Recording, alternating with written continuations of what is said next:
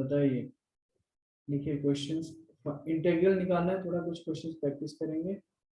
Integral of limit है 0 to π/2, 0 to π/2 है 1/5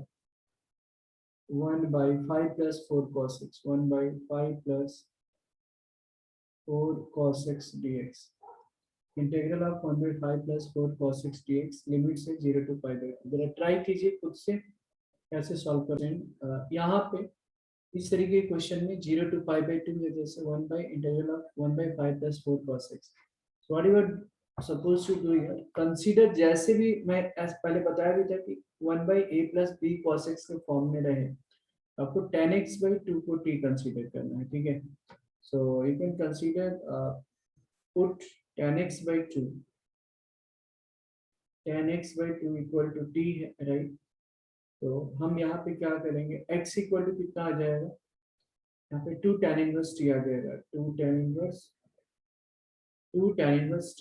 dt/dx निकाल दो, तो dx बराबर हो जाएगा 2/1 + t²। अगर ये मिल गया तो क्या हम tan x/2 को t निकालें, तो इसके अकॉर्डिंग ट्रिग्नोमेट्री की मदद से यहाँ पे हम cos x भी निकाल सकते हैं ना। cos x = मैंने बताया था, तो ये cos x = क्या आ जाएगा, 1 - t²/1 + t², ठीक है। अब जैसे ही ये सब्स्टिट्यूट किया तो लिमिट भी चेंज करना पड़ेगा। यहाँ पे 0 to π/2 है, तो हाँ, यस महिमा, करेक्ट करेक्ट करेक्ट करेक्ट, ठीक है। तो cos x = 1 - t²/1 + t²। Now we have consider tan x/2 = t है, तो जब x की वैल्यू 0 है तो t की वैल्यू क्या होगी, तो इससे हमको पता चल जाएगा कि व्हेन x = 0 देन t = 0 हो जाएगा। व्हेन x = π/2, व्हेन x = π/2 मतलब π/4 हो गया ना। जब x की वैल्यू π/2 रखोगे, ऑलरेडी 2 है, so that will become tan π/4, and tan π/4 मतलब 1, तो t की वैल्यू जो 1 हो जाएगी। So I hope that all of you are able to understand कि cos x का वैल्यू 1 - t²/1 + t² कैसे आता है। तो cos x का फॉर्मूला होता है ना 1 - tan cos 2 theta = 1 - tan² थीटा/1 + tan², right.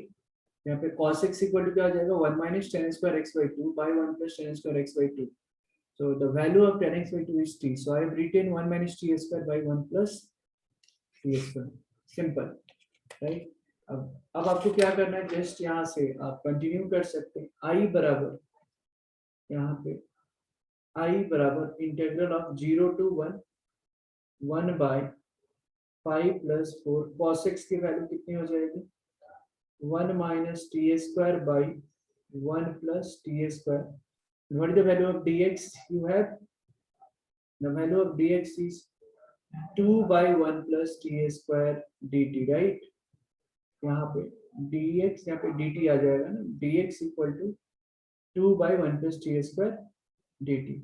अब इसको आप सिंप्लीफाई करोगे तो I बराबर क्या आ जाएगा, ये देखो 2 को बाहर निकाल देता हूँ, 0 to 1, सी जब मल्टीप्लाई करोगे ये 1 + t² भी कैंसिल हो जाएगा, ये जस्ट मल्टीप्लाई करो तो 5 प्लस आ जाएगा हमारे पास dt/5 + 5t², फिर +4 - 4t², +4 - 4t²। सिंपल है, 2 0 to 1 dt भाई। अब देख लो 4 4 तो खत्म हो गया ऐसे, है ना। 5 और 4 9, नहीं this is I think, wait a second, I think +4 minus, अच्छा ये कैंसिल कैसे होगा, ये तो 4t² है ना, यहाँ पे ये कैंसिल नहीं होगा। अब जो आ जाएगा 5 5 और 4 कितना हो गया, 9 हो गया, राइट। यहाँ पे 9 हो गया। अब 5t² - 4t² कितना हुआ, t²। अभी कैसा दिख रहा है, a² + x² जैसा दिख रहा है क्या। I बराबर 2 × 0 to 1/t² + 3a², right। So now this has become x² + a². What is the formula of integral of 1/x² + a²? which 1 by a into tan inverse x by a.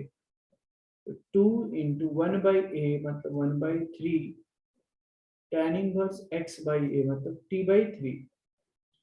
Correct. अभी limits बाकी है रखना, तो आप 0 to 1 रख लें. जब limit जब रखोगे तो 1 आएगा यहाँ पे, देखो पहले 1 by 3 tan inverse 1 by 3. तो finally will be getting the answers as I बराबर 2 by 3. अपर लिमिट 1 था तो tan inverse 1 by 3 minus tan inverse 0, right. So I बराबर 2 by 3 tan inverse 1 by 3. ये तो 0 हो गया. आंसर क्या हो जाएगा? I बराबर 2 by 3 tan inverse 1 by 3. This is the final answer. Understood everyone? लिख लीजिए इसको. अब देखो यहाँ पे क्वेश्चन जो है ये इजी है. इसको मान लो I है ना, I बराबर this 0 to 1 log of 1 by x minus 1 dx है. ठीक है, तो हाउ टू सॉल्व इट? आगे जस्ट इसको सिंप्लीफाई कीजिए. लॉग ये कितना आ जाएगा? 1 minus x by x d x. ठीक है, आप इसको इक्वेशन नंबर 1 आप एज्यूम कर सकते हैं. I बराबर दिस, राइट. नाउ इसमें थोड़ा सा एडजस्टमेंट करना पड़ेगा. ठीक है, इसमें ये वाली रूल अप्लाई करेंगे. देखो कौन सा? 0 to a f of x dx, 0 to a f of a minus x dx, right. a minus x dx ये वाला रूल लगा लेंगे. मतलब जहां जहां x है ये फंक्शन, वहां पे हम क्या लगा लेंगे? a minus x. तो a की वैल्यू यहाँ पे क्या है? 1 है, राइट. तो I बराबर आ जाएगा यहाँ पे 0 to 1 log of 1 minus x की जगह 1 माइनस एक्स कर लो आप, नीचे 1 माइनस एक्स. सिंपल है. तो I बराबर आ जाएगा 0 to 1 log of, ये 1 1 खत्म, minus minus plus, so x by 1 minus x dx. Okay, this is equation number 2. Adding equation both the, add both the equations, so what will be getting? I मतलब 2i हो गया. बढ़िया. 0 to 1 log of 1 minus x by x dx plus second equation को भी add किया तो ये integral आ जाएगा 0 to 1 log x by 1 minus x dx. It's very simple, right. So 2i बराबर हो जाएगा 2i बराबर 0 to 1, राइट. Now try to understand.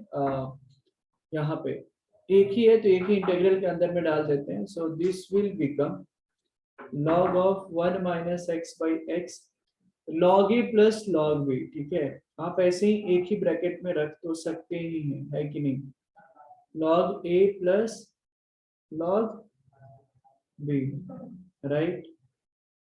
एक ही इंटीग्रल के अंदर रख दिया. अब देखो log a plus log b क्या होता है? log a b होता है.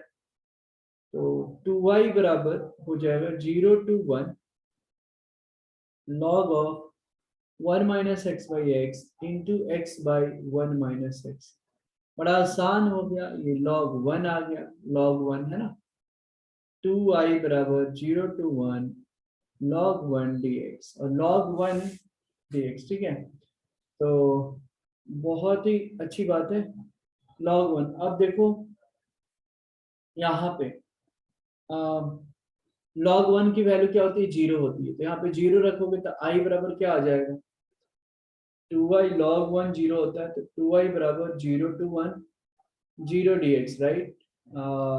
2y बराबर 0 to 1 0 dx. मतलब ये 0 तो i बराबर कितना आ गया? 0 आ गया, बस i बराबर 0. So this is the final answer. यहाँ पे log 1 की वजह से ना, log 1 की वजह से ये 0 आ गया है यहाँ पे. ठीक है, इसमें किसी को डाउट है तो आप पूछ लीजिए, नहीं तो लिख लिया. फिर हम नेक्स्ट क्वेश्चन की तरफ जाएंगे. Please note it down. If you have any doubt let me no.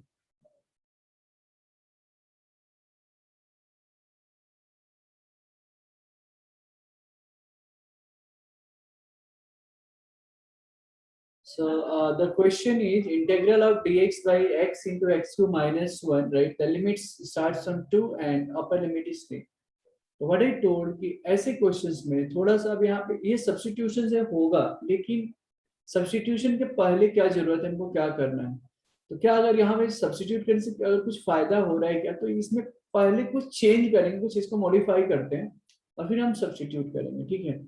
तो लेट मेरे ध्यान में जो आ रहा है, लेट आई बराबर आप कंसीडर कर लें same integral dx by x into x Q minus one, limits जो है 2 to 3 है। अब नेक्स्ट स्टेप में मैं क्या कर रहा हूँ, लिमिट्स वही रखी 2 to 3, मैंने बोला एक्स स्क्वायर से ऊपर नीचे मल्टीप्लाई कर दो, तो अगर एक्स स्क्वायर से करोगे तो this will become x cube into x cube minus 1 dx, right? Now put x cube equal to t, ठीक है, put x cube बराबर t, तो ये कितना हो जाएगा 3x स्क्वायर dx बराबर dt, तो i बराबर हो जाएगा i बराबर क्या हो जाएगा, देखते रहिए आप, 3x स्क्वायर dx की जगह dt है, 3x स्क्वायर dx की जगह dt है, तो मैं क्या करूँ यहाँ पे 3 से मल्टीप्लाई डिवाइड कर दूं, कुछ फर्क नहीं पड़ेगा, ताकि 3x स्क्वायर dx की जगह अपन dt आसानी से लिख पाए। तो लिमिट्स तो ये हो गया, सॉरी 1/3। अब लिमिट भी यहाँ पे चेंज होने वाला है क्या, बिल्कुल चेंज होगा, x की वैल्यू 2 रखो तो t की वैल्यू कितनी हो जाएगी, 8 हो जाएगी, और x की वैल्यू 3 रखो तो t की वैल्यू 27 हो जाएगी, है कि नहीं।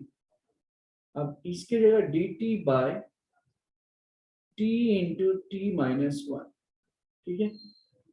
अब इसके बाद क्या करना है, अब इसको हम पार्ट्स स्प्लिट कर देंगे, फ्रैक्शंस के फॉर्म में लिखना पड़ेगा, 8 to 27 1 by t into t minus 1 can be written as 1 by t minus 1 minus 1 by t dt, correct.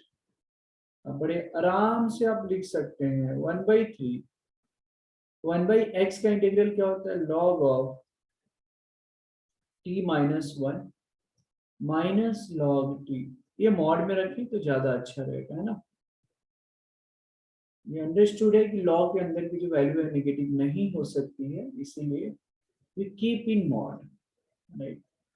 और लिमिट्स दे दे 8 to 27, जब आप लिमिट्स दोगे तो आंसर आ जाएगा 27 माइनस 1 26 और ये 27, तो ऐसे होगा, इसकी वैल्यू जो आ जाएगी 1/3 log ऑफ, तो 27 माइनस 26 हो जाएगा, तो log a minus log b को फिर आप लिख सकते हो log a by b, है ना। तो उसको सिंप्लीफाई करोगे तो 1/3 log 208 by 189 आ जाएगा, like 1/3 log 208 by 189, so this is the final answer. Please note it down, and if you have any doubt let me know.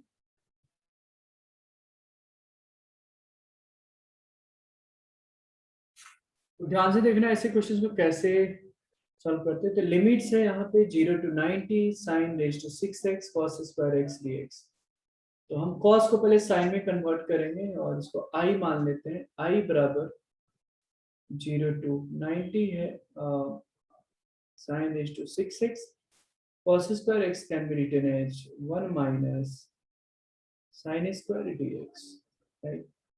Integral of 0 to pi by 2 sin raised to 6x minus sin raised to 8x, right? अब देखिए आप यहाँ पे हम reduction formula कैसे use कर सकते हैं, तो 0 to 90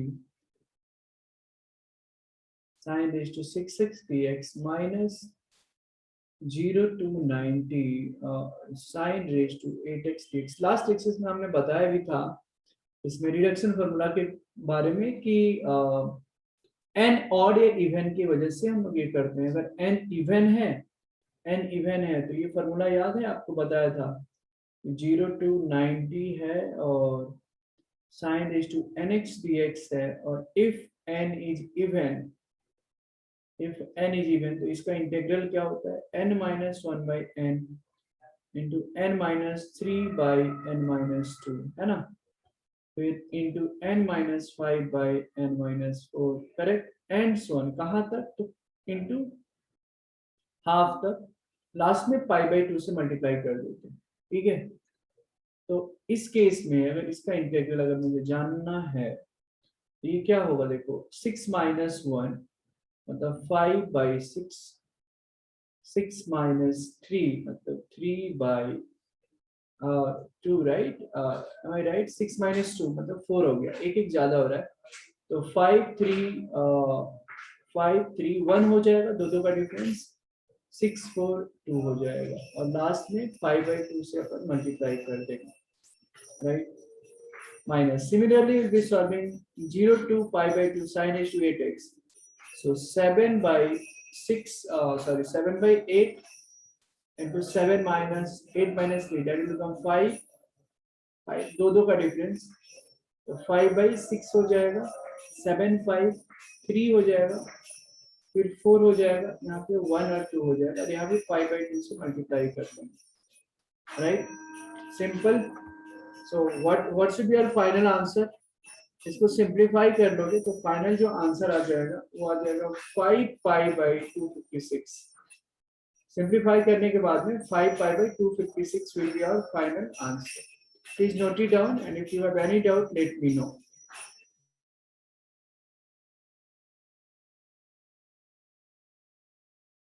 ठीक है, तो सिंपली आप इसको क्या कर लें, आई मान लें, आई बराबर 0 to 9 √x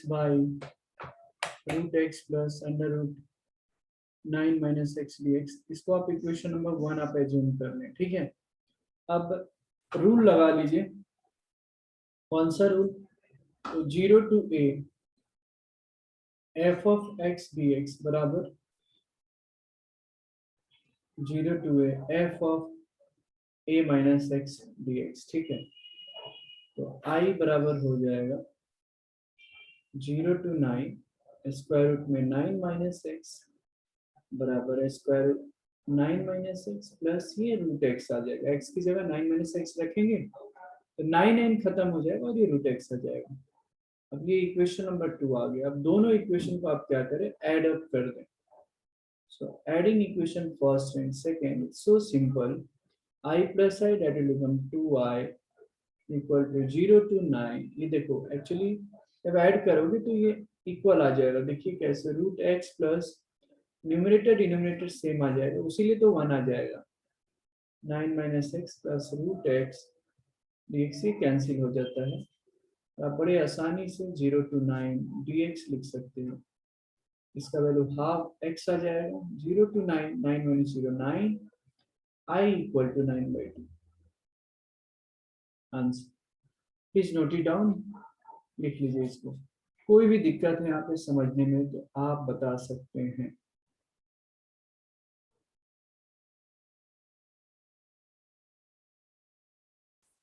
तो देखिए ऐसे क्वेश्चंस के लिए integral of mod of -x - 2 dx से -2 to 3, तो ऐसे क्वेश्चंस के लिए हम स्प्लिट करते हैं. स्प्लिट का मतलब क्या हो गया, तो देखो यहाँ पे ध्यान से देखना.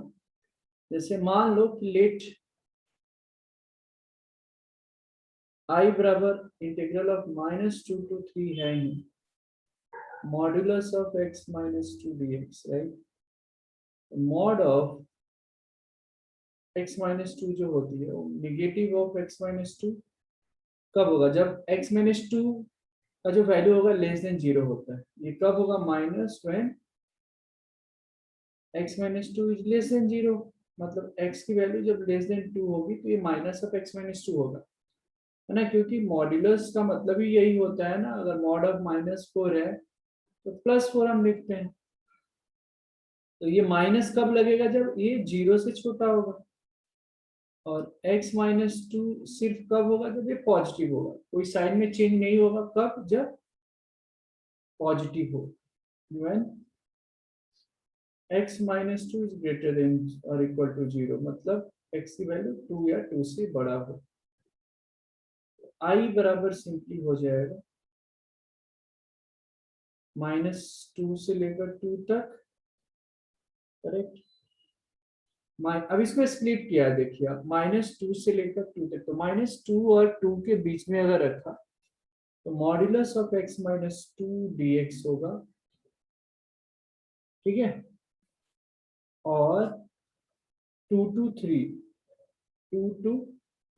3 मॉड ऑफ x - 2 dx. अब आप बताइए -2 से लेकर 2 तक, ये 2 से छोटा है ना, तो ये तो निगेटिव ही होगा।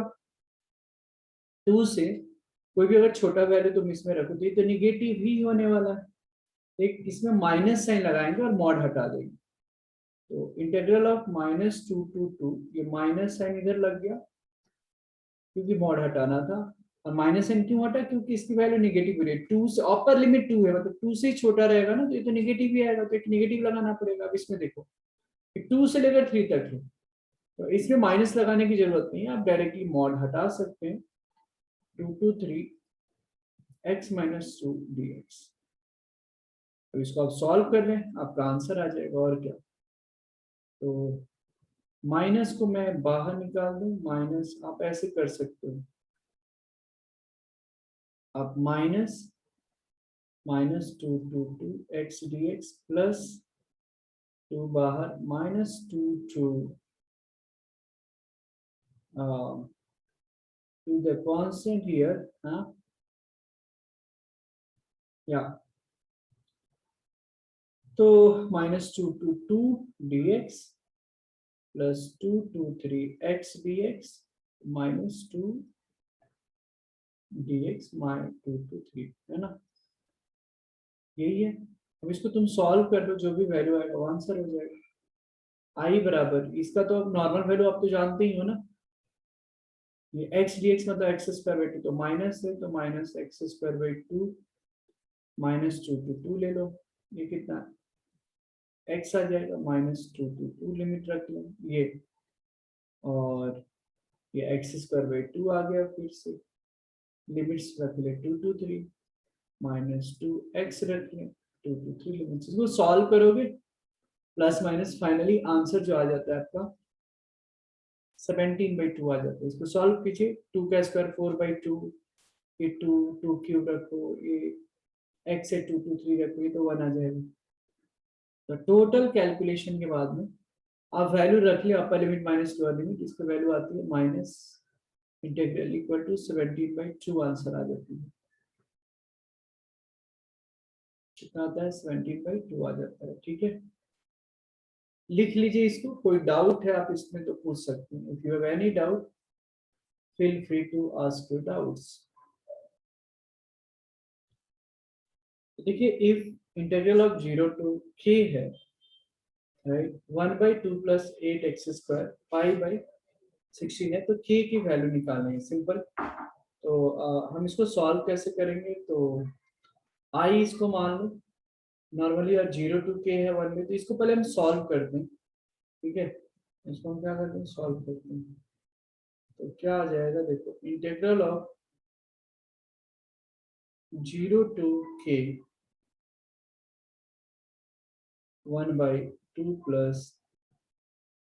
8x² dx की जगह कितना आ जाएगा, जो π/16 है, ठीक है। तो सबसे पहला काम क्या करेंगे, मैंने बताया था कि 8 कॉमन ले लो, यहाँ पे x² के कोएफिशिएंट को हम 1 करेंगे। तो 0 to k dx/8 आप कॉमन निकालें, तो यहाँ पे 1/4 लेना पड़ेगा, तब ना 4 2 8 होगा, यहाँ पे x² dx 1/8 बाहर 0 to k dx बार 1/4 को हम हाफ का स्क्वायर लिख सकते हैं, ठीक है। लापली इज इक्वल टू π/16 तो है ही, ठीक है, तो इज इक्वल टू मैं π/16 भी लिख देता हूँ। अब ये फॉर्मूला बन गया integral of 1/x² + a²। Integral of 1/x² + a² का फॉर्मूला क्या होता है, 1/a tan inverse x/a + c हो जाता है, ठीक है। तो 1/a 1/a नहीं है, ये 1/a अब लिखने वाला हूँ, 1/a राइट, ऐसे tan इनवर्स x/a ऐसे, और लिमिट जो है 0 to k है π/16, ठीक है। वन बाई हाफ मतलब 2 हो गया, 2/8 मतलब 1/4 हो गया, सिंपल। तो 1/4 tan इनवर्स, ये 2x हो जाएगा, 1/2 मतलब ये हो गया, ये देख लो ये कितना होगा, tan इनवर्स 2x, लिमिट्स जो है 0 to k 5/16, इसको सॉल्व करोगे आप बड़े आसानी से आ जाएगा, 1/4 tan इनवर्स 2k आ जाएगा, माइनस tan इनवर्स 0 मतलब 0, मैं डायरेक्ट लिख रहा हूँ, इक्वल टू 5/16। तो यहाँ से tan inverse 2k, tan inverse 2k बराबर जो आ जाएगा वो 5/4 हो जाएगा। तो 5/16 है, 5/16 इंटू 4, तो वो क्या हो जाएगा 5/4। निकाल लो 2k बराबर कितना हो जाएगा, इनवर्स ट्रिग्नोमेट्रिक फंक्शन का यूज कर रहे हैं, tan इनवर्स 2k बराबर 5/4, तो 2k बराबर 1045, क्योंकि 1 तो k बराबर था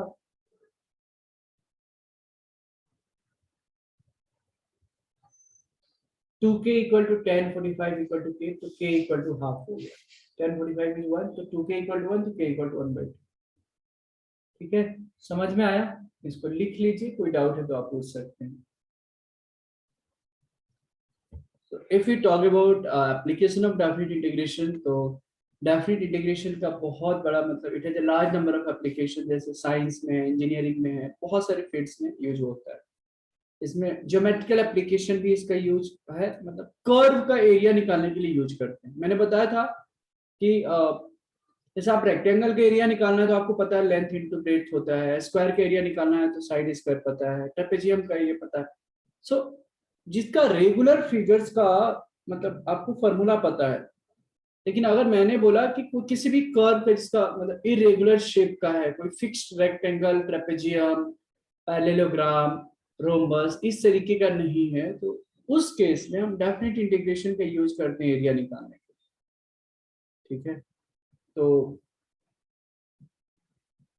ठीक है, तो यहाँ पे अलग अलग केसेस हैं, कुछ हम वो चीजें समझेंगे कि अगर ऐसा आया तो क्या यूज होता है। तो area under the curve, topic दीजिए, एरिया अंडर द कर्व। कुछ इसका भी मैं मैकेनिज्म बताऊंगा कि अच्छा ऐसे क्वेश्चंस रहे तो किस तरीके से सॉल्व होती है। Area under the curve, right. तो फर्स्ट अगर केस लेते हैं ठीक है, कुछ इस तरीके का है, मान लो ये वाई एक्सिस और एक्स एक्सिस है ऐसे, ठीक है, this is x, this is y, right, and this is x dash, this is y dash, right. तो अगर एक कर्व, अगर एक हमने लिया, मान लो कुछ इस तरीके का कर्व ले लिया है, ठीक है, और हमने यहाँ पे दिया है एक एरिया मुझे निकालना है, ध्यान से देखते रहना आपको, इस तरीके का नाम दे दिया। अब ये कौन सा कोई स्ट्रक्चर है क्या, हमको पता है कुछ, कोई भी स्ट्रक्चर है, एरिया मतलब रेक्टेंगल, स्क्वायर, ट्रेपेजियम, कुछ है क्या उसमें से? कोई भी नहीं। इसीलिए यहाँ पे हम डेफिनेट इंटीग्रल्स का यूज करते हैं, PQRS। और ये जो है x इक्वल टू ए दे दिया और ये x इक्वल टू बी दे दिया, मान लीजिए, ठीक है, और ये a है मान लो, ये पूरा, और ये जो कर्व है इसको y equal to F of X देते हैं। Now try to understand, area a निकालना है bounded by the curve y equal to F of X, और लाइन से बाउंडेड है, इसको बाउंडेड बाय द लाइंस बोलते हैं, x equal to x equal to, तो एरिया अगर मैं बात करूं तो a जो है, एरिया ऑफ द फिगर,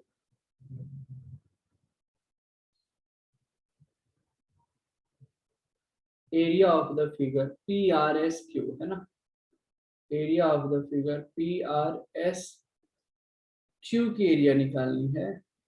इसका फॉर्मूला आ जाता है इंटीग्रल ऑफ, अब देखो y dx, ये y है, x की फॉर्म में रहेगा, तो y dx लिमिट कहाँ से कहाँ तक, तो ए से लेकर बी तक, यहाँ से एक्स इक्वल टू ए और एक्स इक्वल टू बी है, limits will start from A to B. इसी को y equal to F of X लिखते हैं, dx x equal to a फ्रॉम x इक्वल टू, ठीक है। सिमिलर तरीके से एक सेकंड भी फिगर आ जाता है, अगर कुछ इस तरीके का केस हो, यहाँ पे साइड में ही मैं वो बना देता हूँ, अगर कुछ ऐसे है y equal to F of x है, अगर दूसरा चीज मैंने ग्राफ कुछ यूं बनाया, ये मान लो, और ये ऐसे है, कुछ इस तरीके से है, और यहाँ नाम दे दिया हमने P Q R S, right, ये एरिया हो गया, ठीक है। ये y की वैल्यू दी है, यहाँ पे देखना x इक्वल टू है, ये क्या है, y है, ये क्या है, y इक्वल टू डी है, और ये y इक्वल टू सी, और ये जो कर्व है इसका नाम मैंने दे दिया x equal to g of Y.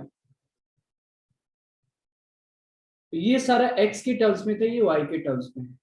अगर यहाँ पे एरिया अगर मुझे निकालना है, area of p q s r, that will be equal to a equal to x d y, ध्यान देंगे हम x की फॉर्म में निकालेंगे यहाँ, बिकॉज x की वैल्यू y के टर्म्स में, तो x डी वाई, लिमिट्स क्या रहेगा, y का लिमिट्स क्या रहेगा, c से लेकर d तक, देखो c से लेकर d तक है,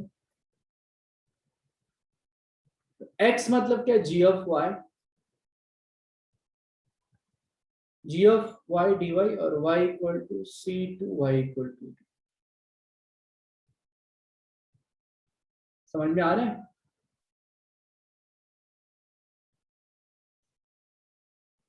राइट। लिख लें इसको, इसको अच्छी तरीके से लिख लीजिए, कोई भी डाउट हो तो आप पूछ सकते हैं, पहले लिख लीजिए इसको।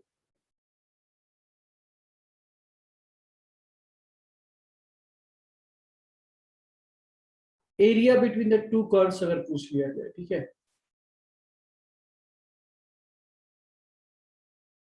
Area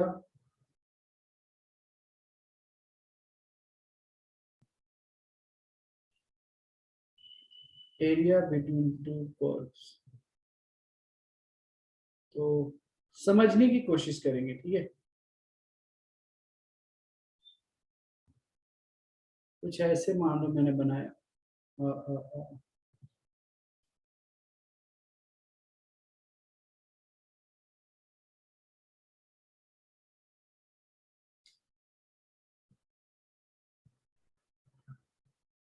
this is x, this is y, y dash x dash, तो दो फंक्शन है, कुछ एक कुछ इस तरीके का कर्व है, और दूसरा कुछ इस तरीके का कर्व है।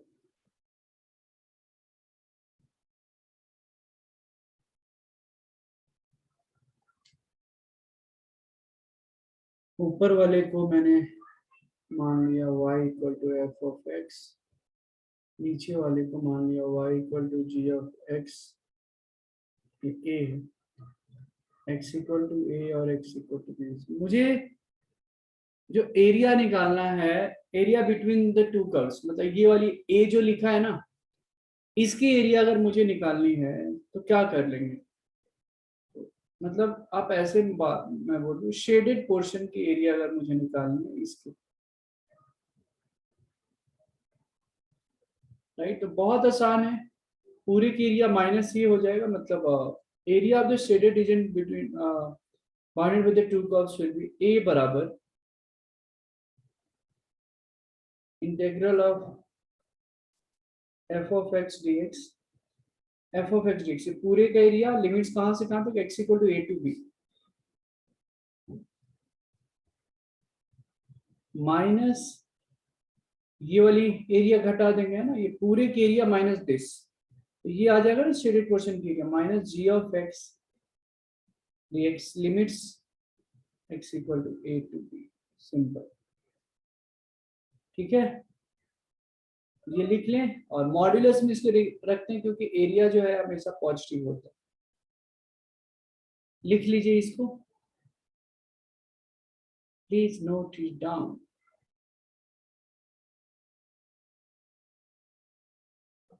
अब एक चीज समझने की कोशिश करें, अगर आपको ऐसे दिया हो, है ना, ये एक्स एक्सिस है, पॉजिटिव एक्स है, निगेटिव वाई, ठीक है,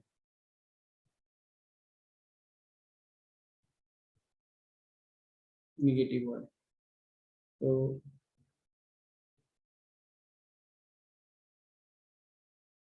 कुछ इस तरीके का मान लो एरिया अगर है, दे रखा है उन्होंने, ये शेडेड पोर्शन है, थोड़ी देर के लिए मान लो कुछ यूं ऐसे,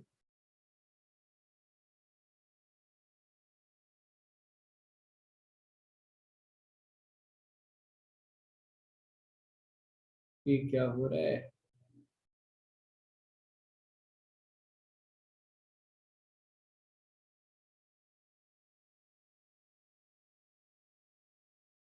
ये समझाने के लिए एक चीज मुझे बतानी है यहाँ पे।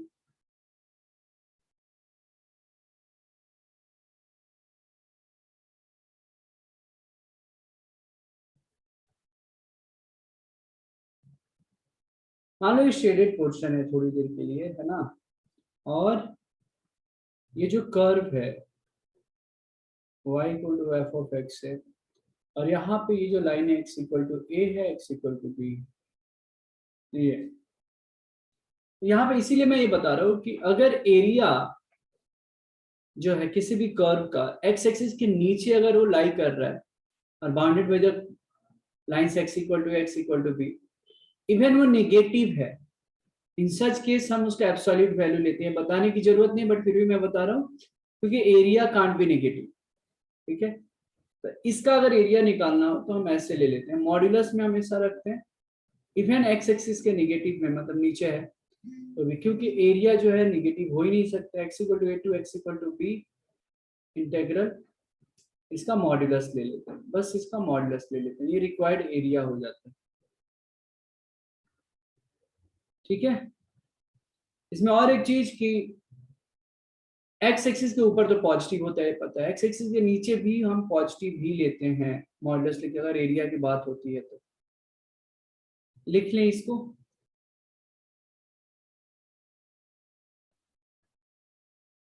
अगर एक मान लो कर कुछ इस तरीके का है, मैं ये भी समझाना चाहता हूँ, ये ऐसे नहीं,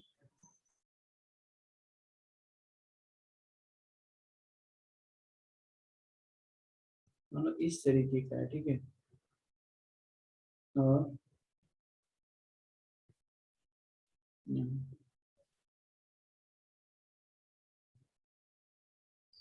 थोड़ी देर के लिए ये मान लो कुछ ऐसे है, कुछ ऐसे है, लेट से एक्स इक्वल टू बी है और एक्स इक्वल टू ए है, ये जो है इसको मैं A1 देता हूँ और ये जो है A2 देता हूँ। अगर मुझे कुछ एरिया जो एक्स एक्सिस के ऊपर दिया गया हो, ठीक है, जो कर्व है, और कुछ कर्व जो है एक्स एक्सिस के नीचे है, ठीक है, एरिया एक लेस देन जीरो है और एरिया एक ग्रेटर देन जीरो है, इफ यहाँ पे दिख रहा है A1 जो है लेस देन जीरो है, A2 जो है ग्रेटर देन जीरो है, सही है। A1 लेस देन जीरो क्यों है, तो एक्स एक्सिस के नीचे है, और A2 ग्रेटर देन जीरो क्यों है, एक्स एक्सिस के ऊपर है। तो टोटल एरिया क्या होता है, टोटल एरिया जो होगा, टोटल एरिया मतलब ए जो हो जाएगा वो कितना होता है, A1 का हम लोग मॉड्यूलस लेते हैं हमेशा, A1 बिकॉज एक्स एक्सिस के नीचे है, एरिया नेगेटिव हो नहीं सकता, तो इसका हम एब्सोल्यूट वैल्यू ले लेते हैं, A1 प्लस A2 ले लेते हैं। A1 का तो वैल्यू पता है आपको, F of x d x हो जाएगा, है ना। ब्रेक करके लेते हैं, जैसे मैंने बताया था ना अभी थोड़ी देर पहले, डेफिनेट इंटीग्रल्स में मॉड्यूलस के कुछ इंटीग्रल्स हम लोग कर रहे थे, तो वहां पे ब्रेक कर देते हैं लिमिट्स, तो a टू t मान लो, और यहाँ पे इसको मॉडुलस में रखते हैं क्योंकि नेगेटिव होता है, प्लस t टू b रखते हैं, ताकि मेंटली कैंसिल कर लेते हैं टी टी और हमारा आंसर भी आ जाता है।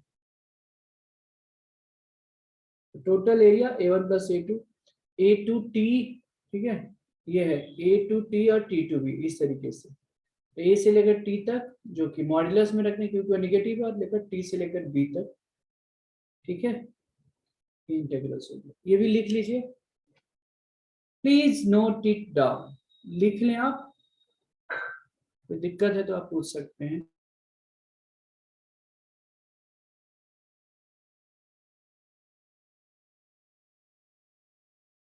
देखो यहाँ पे क्वेश्चन है, find the area of the reason bounded by the following curves x axis and the given x. मतलब सबसे पहले आपको ग्राफ ड्रॉ करने आना चाहिए। ये चैप्टर्स में the most important thing is to know is and you should know how to draw the graph, at least basic rough में ग्राफ आना चाहिए। तो ये जो है, चलिए हम इसे ग्राफ ड्रॉ करते हैं पहले। ये है, ये मान लो एक्स एक्सिस है, ये वाई एक्सिस है, एक्स डैश है मतलब नेगेटिव और नेगेटिव है। यहाँ पे y इक्वल टू 2x का रफली, रफ मैंने बोला है ना, y इक्वल 2x का ग्राफ कैसे होना चाहिए, कुछ ऐसे होगा, ओरिजिन से पास करेगा, है कि नहीं। अब मान लो थोड़ा ऐसे, right, y equal to 2x की ये ग्राफ हो गई, ध्यान से देखना, तो ही पता चलेगा आपको एरिया किसकी निकालनी है। और x इक्वल टू 0, तो x इक्वल टू 0 तो यहाँ पे है, x इक्वल टू 5 मतलब क्या, x इक्वल टू 5 कहीं भी एक रफ में आइडिया दे दो, ये x इक्वल टू 5।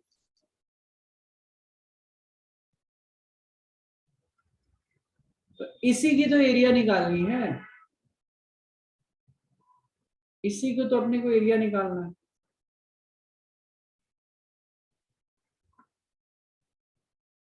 तो कैसे निकालने का, कर्व की जो एरिया है, कर्व भी नहीं स्ट्रेट लाइन है, मान लो कि हमको एरिया ये निकालनी है, शेडेड पोर्शन की तो निकालनी है। तो इंटीग्रल ऑफ लिमिट्स कहां से कहां तक है, x इक्वल टू 0 टू 5, देखिए 0 से लेकर 5 तक, लेकिन कौन सा फंक्शन यूज करेंगे, ये यूज करेंगे y का वैल्यू x के टर्म्स में है, तो y dx, मतलब ये जो फंक्शन है 0 से लेकर 5 तक, बस। और y का वैल्यू आपको पता है 2x होता है, दिया है, होता नहीं हमेशा, ये चेंज भी होता है। 2 को बाहर निकाल दो, x का इंटीग्रल x² 2 0 टू 5,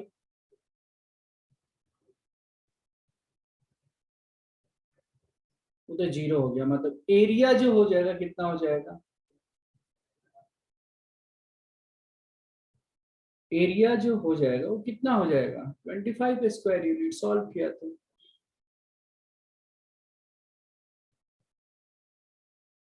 सिंपल है, it was very simple right.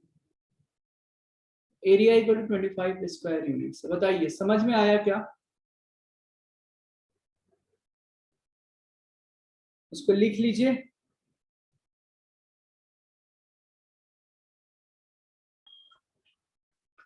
ध्यान देंगे, यहाँ पे एरिया निकालनी है, x equal to 2 x equal to 0 y equal to 0 y equal to 4, बहुत सिंपल। पहले फिर से वही काम करें, ग्राफ ड्रॉ कर ले आप, पहले क्या करें आप, ग्राफ ड्रॉ कर ले, ठीक है। तो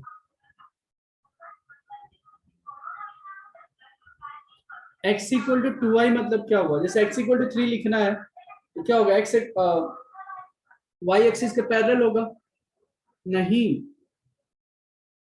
x इक्वल टू समथिंग है तो that will be what, x equal to 2y है, x इक्वल टू 2y है राइट।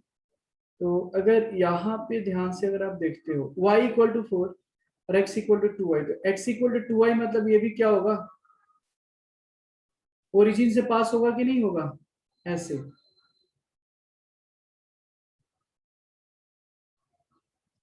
ठीक है, x इक्वल टू 2y, ये हो गया x इक्वल टू 2y का ग्राफ।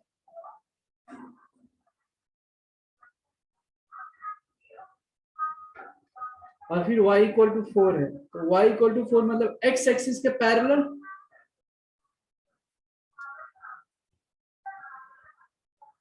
ये ले लो, y इक्वल टू 4 हो गया ये।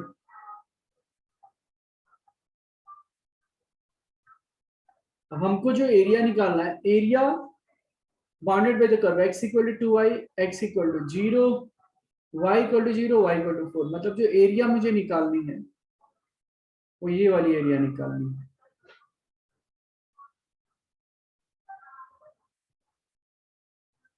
समझ में आ रहा है, ये वाली एरिया निकालनी है अपने को। तो अब एरिया क्या होना चाहिए फिर, हमारे अकॉर्डिंग एरिया जो होनी चाहिए, लिमिट्स क्या दिया, y के फॉर्म में दिया, तो g x d y 0 to 4 limits हो जाएगा, और x की वैल्यू कितना हो जाएगा, x इक्वल टू 2y है तो x की वैल्यू 2y डाल दो आप, 2y dy लिमिट्स कितना 0 to 4, 0 to 4 y dy, तो 2 ये कितना हो जाएगा y square by 2, 0 to 4, right. 2 और y की वैल्यू 4 रखो, 2 2 खत्म, एरिया आ गया 16 square units, area equal to 16 square units, ये हो गया आंसर। समझ में आया क्या, एवरीवन अंडरस्टूड, बताइए।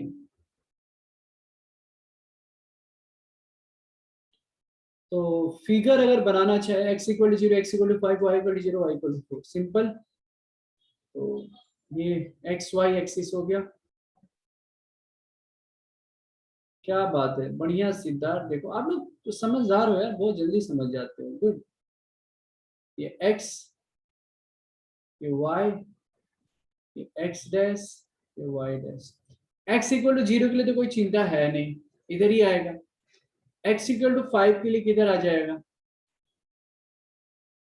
इधर आ गया, x इक्वल टू 5,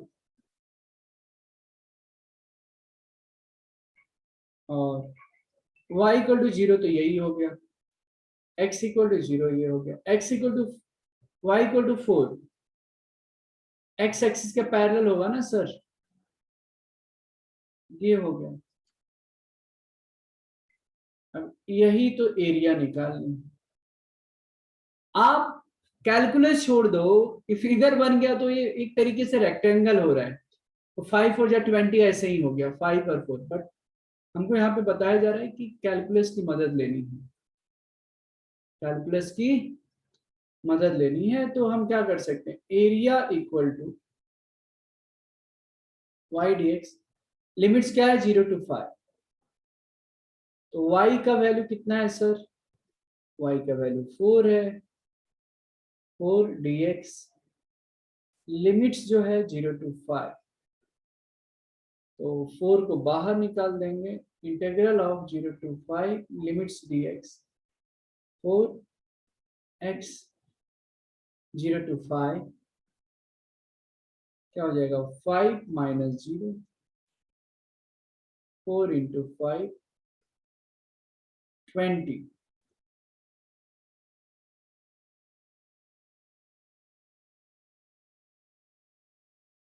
एरिया कितना हो गया 20 स्क्वायर यूनिट्स हो गया इसका आंसर।